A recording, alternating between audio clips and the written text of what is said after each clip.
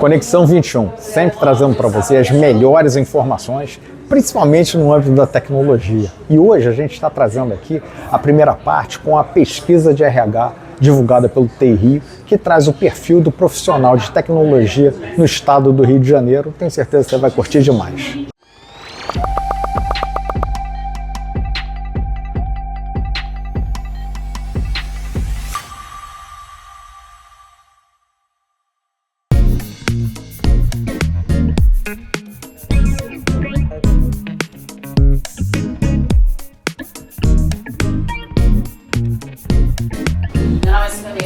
Eu sou CEO e founder da fábrica de curso do Planeware e diretora do TI Rio, e conduzi aqui junto com o time fera, vocês estão vendo, time grande de especialista, a pesquisa desse ano.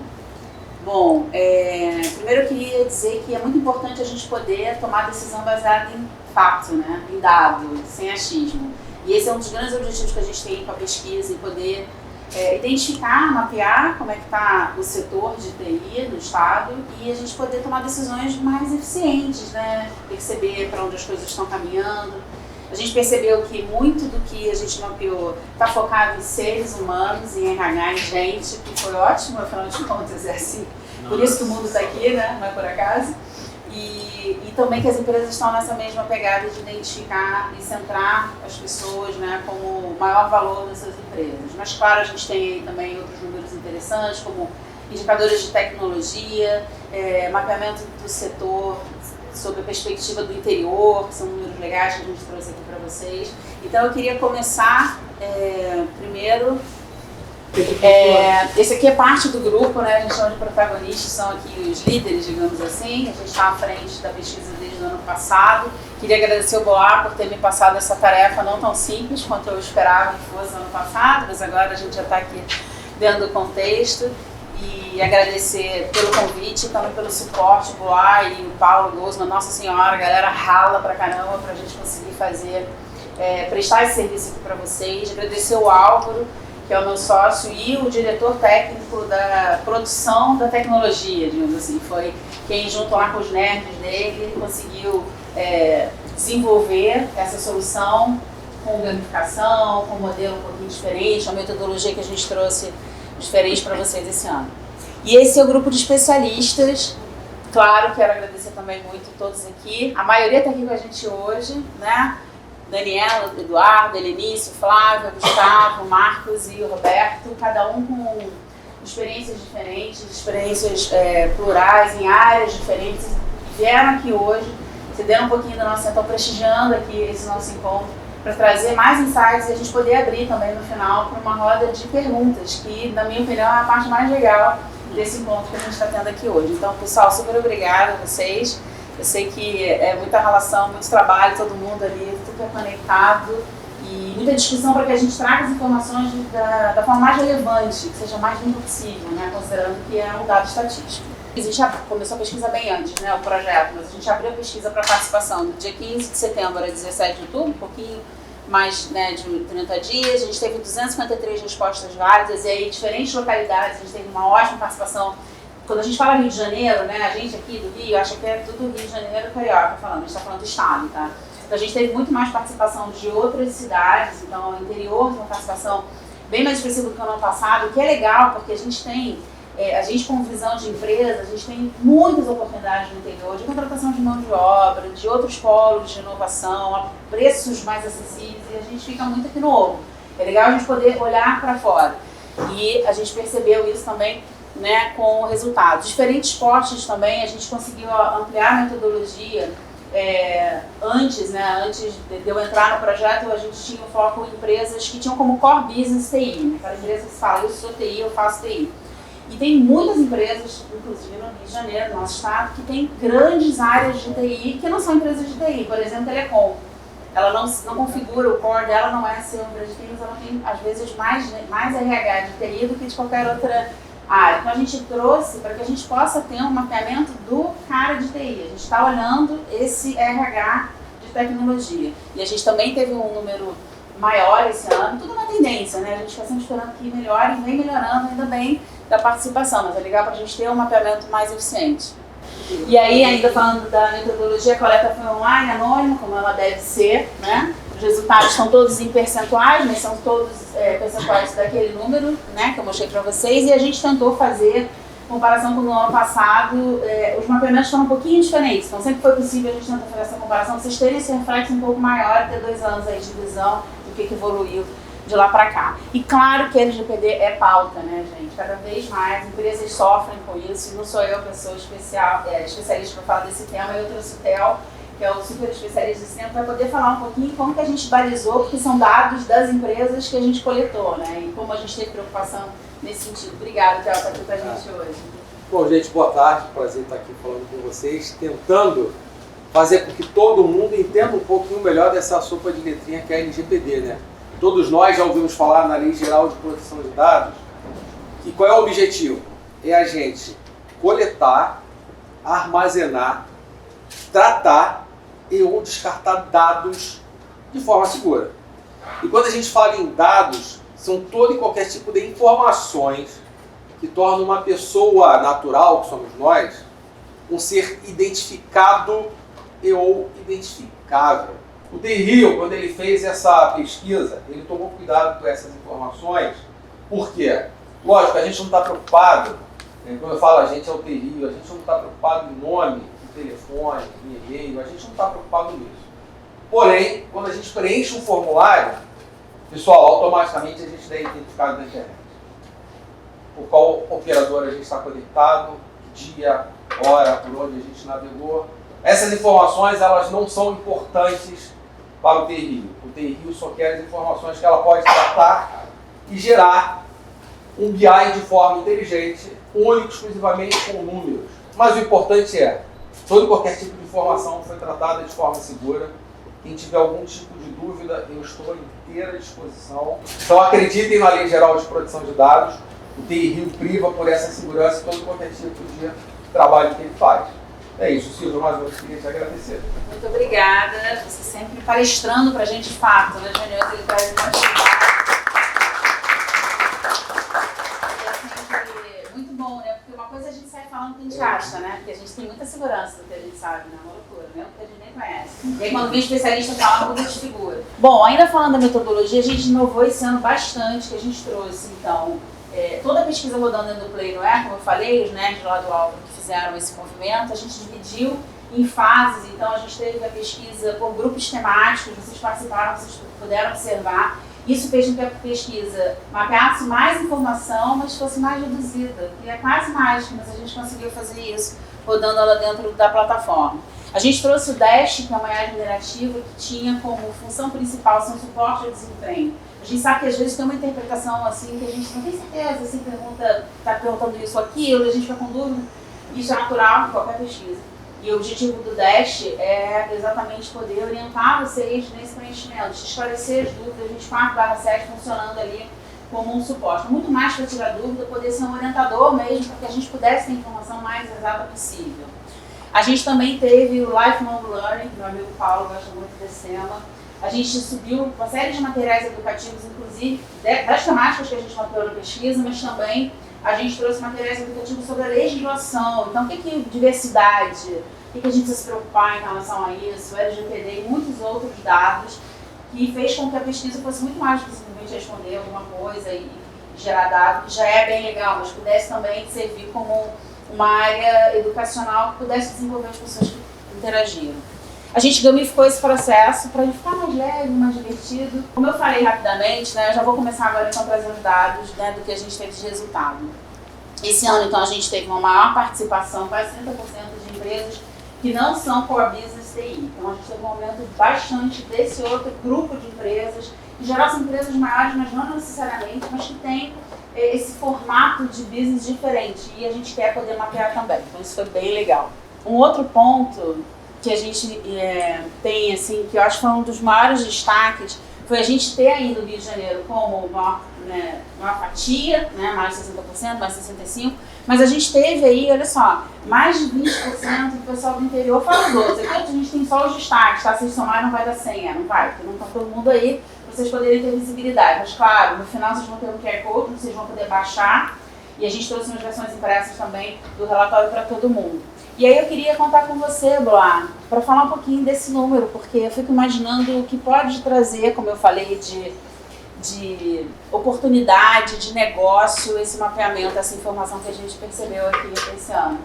Bom, Silvia, esse número aí, ele se conecta muito com o número que a gente já apresentou no mapeamento, né, da importância do interior no setor de TI no Rio de Janeiro. E Três Rios se destaca ali. Três Rios é um polo importante naquela região ali, concentrador de empresas de tecnologia.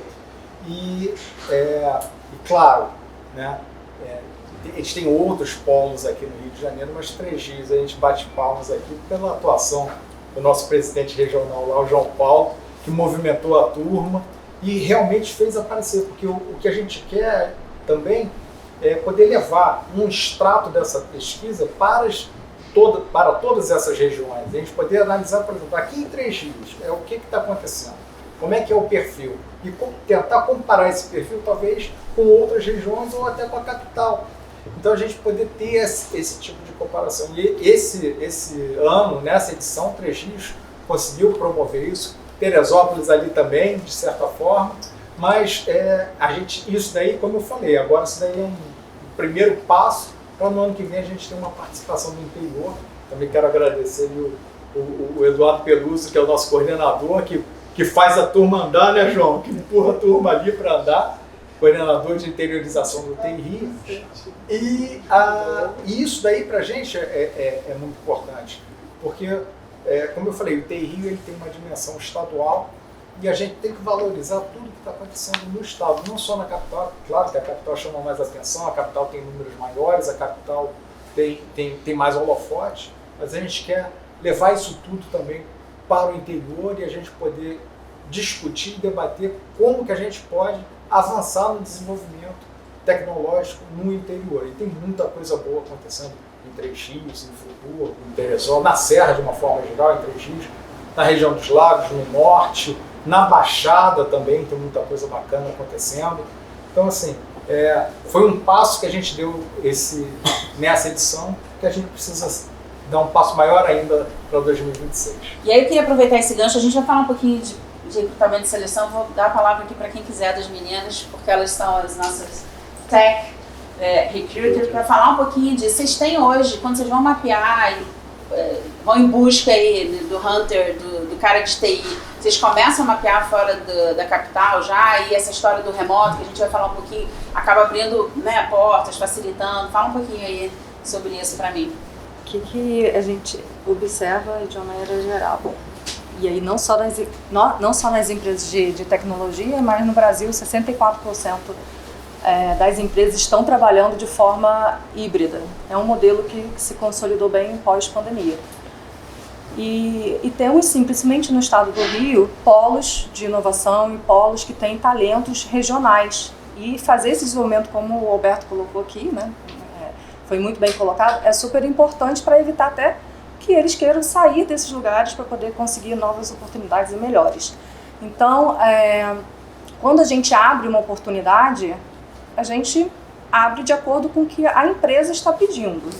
Se é 100% remoto, se é híbrido, a gente vai trabalhar local, se é 100% presencial, a gente faz para atender as empresas, tá?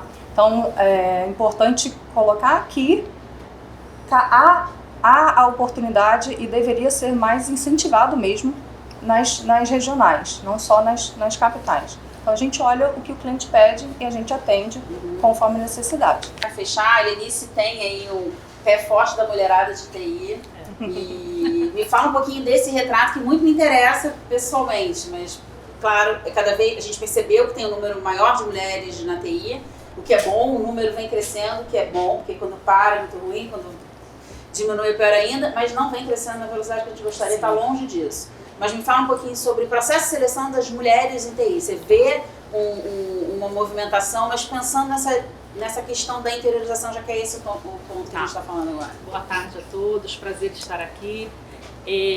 Eu fui organizadora de uma comunidade de tecnologia para mulheres do Brasil durante 6 anos. Então eu vivenciei vivenciei essa entrada no mercado de mulheres que sonhavam, né, sonham também, em entrar no mercado ou fazer a transição de carreira. O que eu tenho visto muito é o medo das mulheres, mas muitas iniciativas de empresas com vagas focadas para mulheres. Só que tem um porém. Onde estão as mulheres? Ainda falta mulheres em sala de aula.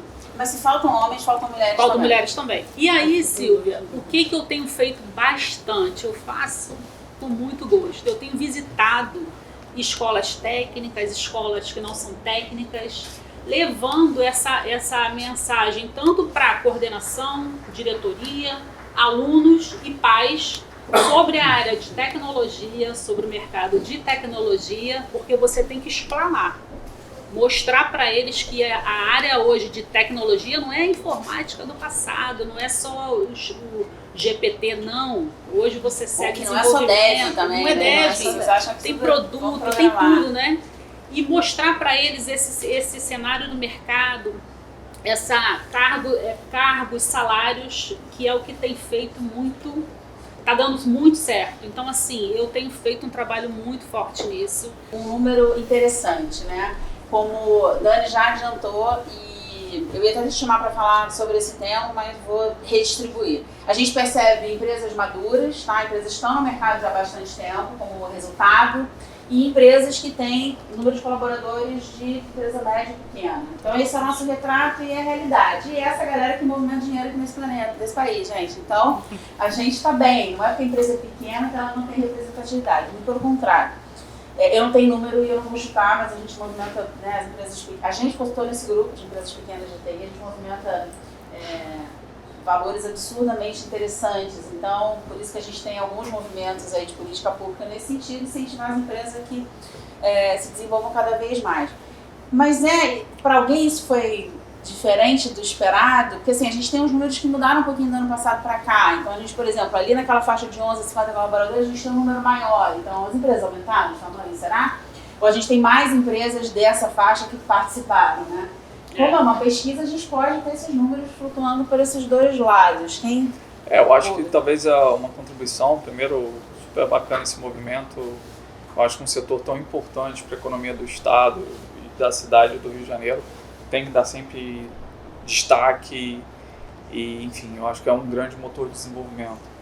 Eu acho que isso tem relação direta com esse processo de interiorização e com uma expectativa de maior diversidade de empresas contribuindo com seus dados. Até porque é um setor que é um setor transversal, né? Quer dizer, a tecnologia da informação está em tudo, hoje em dia. Eu falo, tipo serviços gerais. Tipo serviços gerais e em uma evolução constante, né? Eu acho que a pauta, inclusive, de divulgação para essas carreiras, para públicos que hoje não se sentem tão próximos, é uma agenda. Eu também compro essa narrativa e tem espaço, e um espaço qualitativo, que eu acho que foi bacana da pesquisa, é que a gente viu não só no ano passado, mas esse ano, a potência desse setor como setor empregador. Então, essa mensagem é muito clara. Eu acho que a preocupação e a oportunidade que traz de trabalho remoto é um outro ativo extremamente importante. Eu diria que para as cidades do interior, que tem uma qualidade de vida super bacana, deviam estar investindo em formação, ambientes inclusivos que possam, na verdade, trazer uma qualidade de trabalho na própria cidade. Isso vai gerar renda, isso vai puxar uma série de outros setores econômicos. Então, eu acho que essa diversidade que você estava comentando tem a ver com essa expansão, não só geográfica, mas como também em outras áreas de atuação. Alguém quer complementar com algum dado? Vamos lá. Mas eu acho interessante essa visão. Eu acho também que a pesquisa ela traz um pouco assim, uma diminuição da barreira, né, entre empresas de TI e empresas com TI. Né? Eu acho que isso só reforça um pouco aquela visão de qualquer empresa que queira ser competitiva, acaba tendo que ser hoje em dia uma empresa também de tecnologia. Você vê que os issues, aí na minha área mais voltada para RH, os issues de RH de um e de outro são muito próximos. Né? Então isso chama muito a atenção. Agora, em cima dos respondentes, né, eu acho que abre muito a possibilidade também da questão, acho que tem a questão da educação corporativa depois, né? Vai se falar, mas eu acho que é um tema bastante importante. A questão da educação corporativa ainda tem muito caminho para se trabalhar, digamos, 4 níveis de avaliação, que é a forma que eu gosto mais, quando você avalia não só o conteúdo, mas o que de fato é esse aprendizado, o que você aprendeu e que não sabia, qual é o aprendizado novo, a utilização do aprendizado no trabalho e, por último, o resultado da aplicação desse resultado do aprendizado no trabalho. Quando você pega o número de empresas menores também, aumenta essa possibilidade, né? Aumenta as oportunidades de você trabalhar com uma trilha mais organizada, onde você chega a um plano de desenvolvimento de competências e fazendo um extrato até o PDI, Plano de Desenvolvimento Individual, e fazer isso de uma forma mais organizada. Então ainda tem espaço, por mais que tenha aumentado muito, ainda tem um gap também na parte comportamental, né, no trabalho de educação corporativa dos soft skills, mas temos aí algumas oportunidades de trabalhar isso de uma forma mais organizada, mais orientada ainda de fato a competências, mesmo já percebendo que está aumentando. E de forma estratégica, né? Sim. Ou seja, vocês empresas, nós empresas, a gente pode usar isso também estrategicamente para fazer retenção de talento. Porque você não desenvolve o cara vai embora, ou porque está insatisfeito ou porque não está performando, seja qual for. E aí você perde. Desenvolver o teu talento é muito melhor, é muito mais fácil, muito mais barato você reter o seu talento, melhorar e fazer com que ele desempenhe da forma que você quer, do que você ficar buscando, porque até acertar, até achar, e até depois ele performar igual o outro que não performa tão bem, vai levar um tempo. Vamos lá, vou tentar evoluir, porque a gente falou sobre quase todos os temas que a gente precisa aqui nesse primeiro.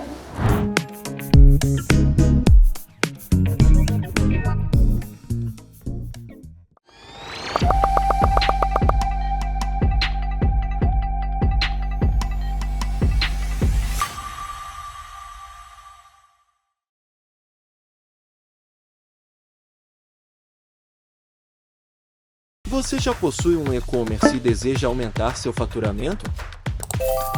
Conheça a Simples Inovação, especialista em evolução de e-commerce, full commerce e gestão de anúncio. Revolucione seu e-commerce e aumente seus resultados. Acesse simplesinovação.com e alavanque as vendas do seu e-commerce. Natal. Época de viver mais esperança, mais alegria, mais abraços. Viver mais juntinho, mais sorrisos, mais amor. E viver mais encontros. O SESC preparou uma programação especial em mais de 40 localidades, com decoração natalina, apresentações culturais e muito mais para você viver grandes momentos com quem mais gosta. Vem viver o Natal. Vem viver o SESC, a maior marca de bem-estar social do Rio. O Brasil possui uma encantadora produção de vinhos que merece ser descoberta. Pensando nisso, fomos até a Serra Gaúcha com o propósito de explorar novas vinícolas e criar rótulos próprios em edições limitadas, sempre pensando na importante relação preço-qualidade. Convidamos você a se juntar a nós nesta jornada e desfrutar do melhor dos vinhos nacionais. Entregamos em todo o Brasil. Confira nosso site. Dê flores a quem você ama e ninguém entende mais de flores que o Álvaro e o Alvinho da Camélia. Ligue ou peça pelo zap 999011110. Alvinho da Camélia, dando continuidade ao trabalho do pai, o grande Álvaro da Camélia, Florindo, Rio de Janeiro. Flores, presente que agrada sempre. Ligue ou chame pelo zap 999011110. Visite o nosso site alvinhodacamelia.com.br. Entregamos no Brasil e no exterior. Quem dá flores, colhe sorrisos.